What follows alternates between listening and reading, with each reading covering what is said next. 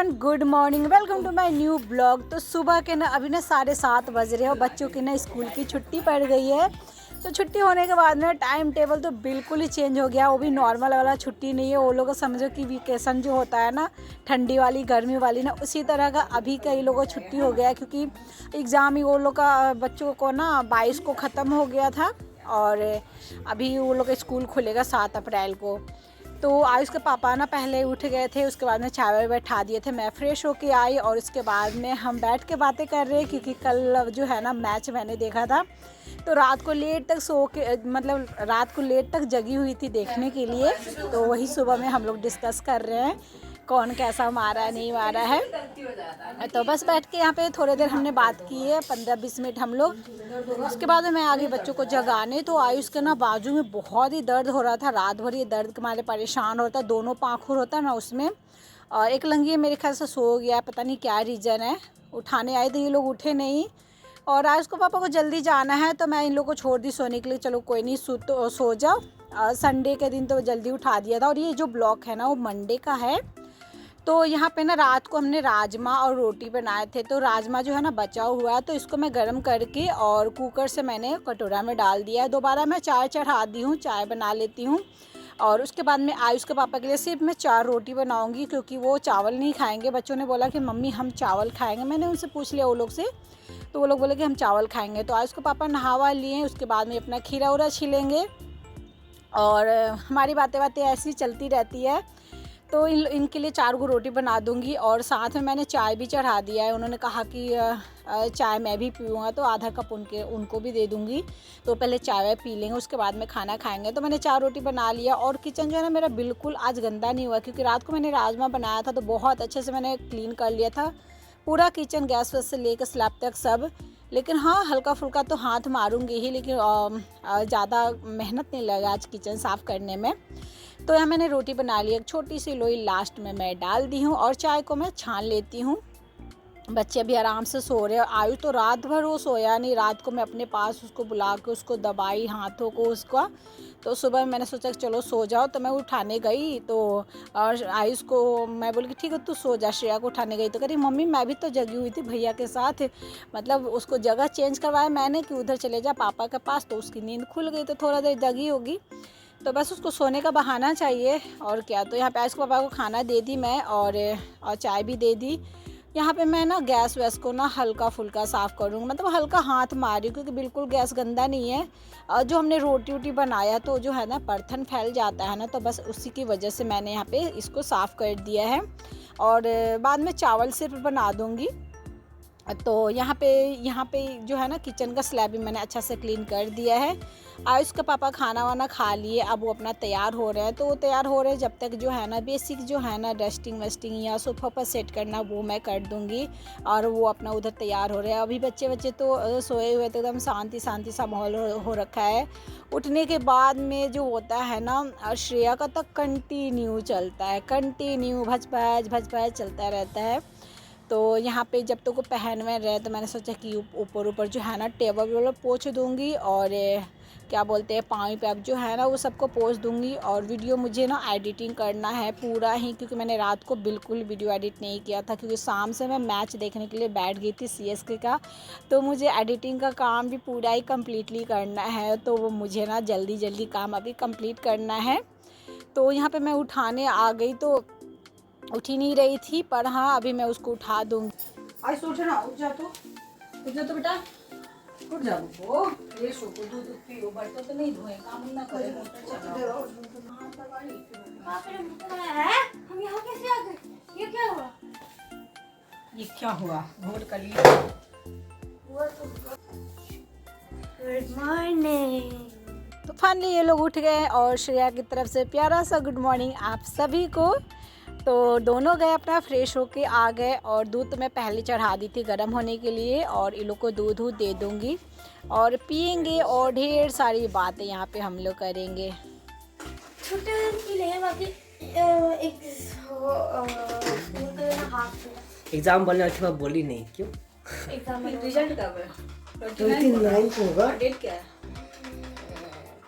तेरे से तो मुझे डर लग रहा है रिजल्ट का यार, तुझे क्या है? नहीं 90+ आ जाएगा, बट इसमें भी डाउटिंग बस 90+ 90 आ प्लस जाएगा। 90 प्लस में क्या होगा श्रेया? तुम हमेशा बोली हो मेरे पूरे करके आई हूँ, अब पूरे एग्जाम नहीं पढ़ी हो तुम। मेरा तो छोड़ो ना, तेरे पापा मुझे बोलता है, अरे हर टाइम वहाँ पे गंदा पूरी है। एग्जाम क्या हिंदी में तो ऐसे ही कट के बिल्कुल पूरा पोयम लिखने के लिए दे दिया, ये कोई बात हुआ?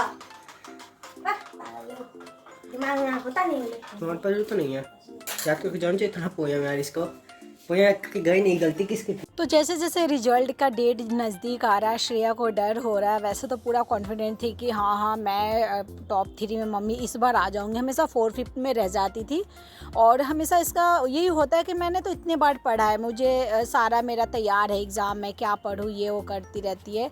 इस बार हिंदी में क्या हुआ ना, जो पोयम इसने पढ़ा था वो पोयम आया नहीं है। तो पोयम में इसने बोला कि मम्मी हिंदी में थोड़े से मेरे कम आएंगे। मैंने कहा ठीक है हिंदी में कम, बाकी किसी में कम नहीं आने चाहिए, क्योंकि बाकी सारे सब्जेक्ट में इसने कहा कि मेरे पूरे तैयार हो रखा है।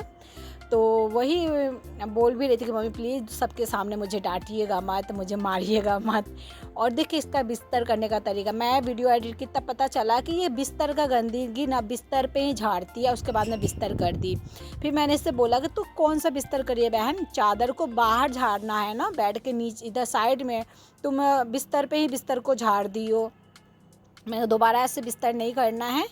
तो बस अपना ये मस्ती करते करते अपना बिस्तर विस्तर सारा झाड़ वाड़ ली। जो ओढ़ने वाला बेडशीट होता है उसमें बहुत स्ट्रगल कर रही थी वो, लेकिन फिर मैं बाद में जो है ना ओढ़ने वाला जो चादर उसको मैं फोल्ड कर देती हूँ, जैसे करना होता है वो करती है। तो इधर ये काम कर रही थी जब तक मैं ना उधर बर्तन धो रही थी।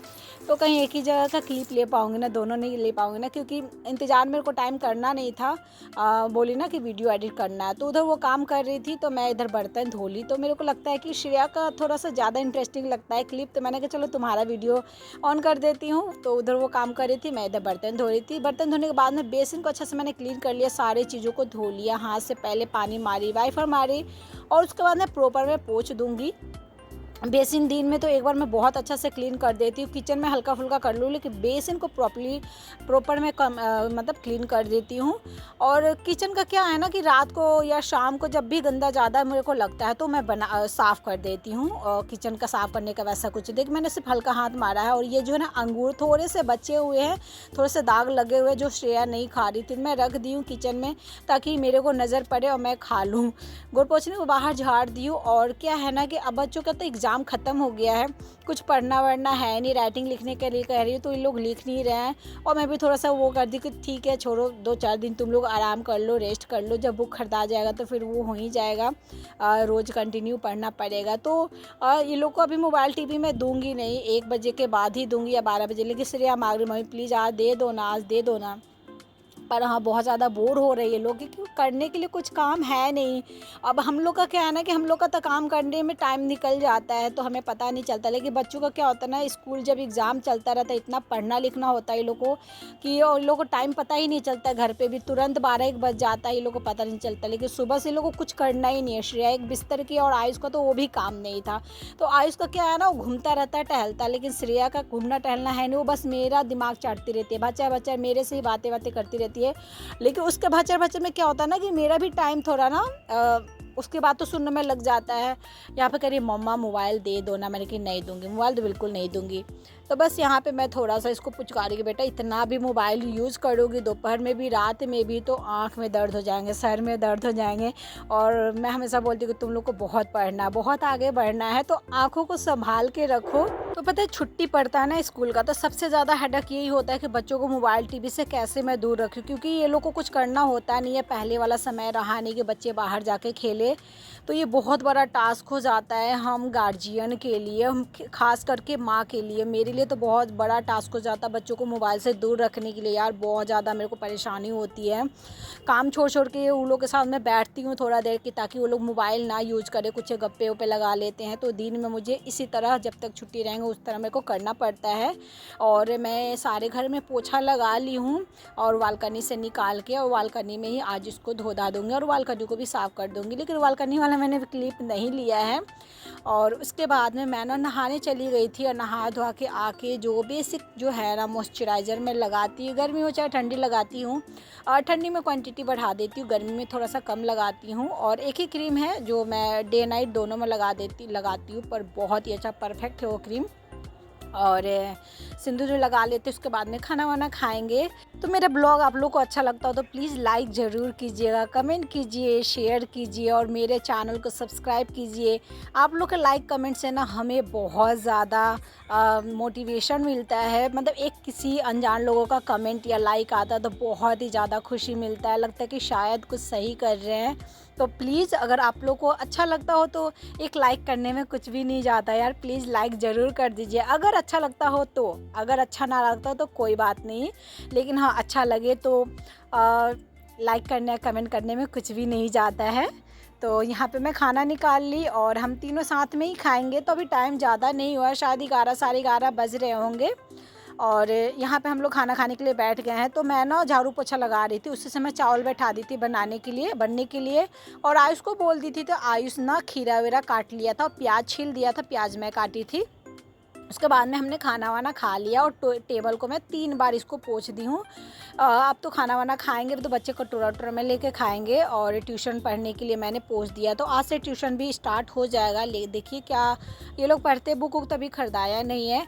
और यहाँ पे आयुष के पापा बोलते हैं कि एक आध बोतल पानी डाल दिया करो फ्रीज़ में। तो मैं ना फ्रीज़ में पानी यहाँ पे भर के रख दी हूँ। तो यहाँ पे मेरा आज काम बहुत जल्दी कंप्लीट हो गया और अभी लग जाऊँगी, थोड़ा देर इन लोगों के साथ बैठूँगी और उसके बाद में मैं लग जाऊँगी वीडियो एडिट करने के लिए। तो शाम तक मतलब 2 से 3 घंटे तो लग ही जाते हैं फाइनल एडिट करने में। तो मिलते हैं अगले न्यू ब्लॉग के साथ। Thank you for watching.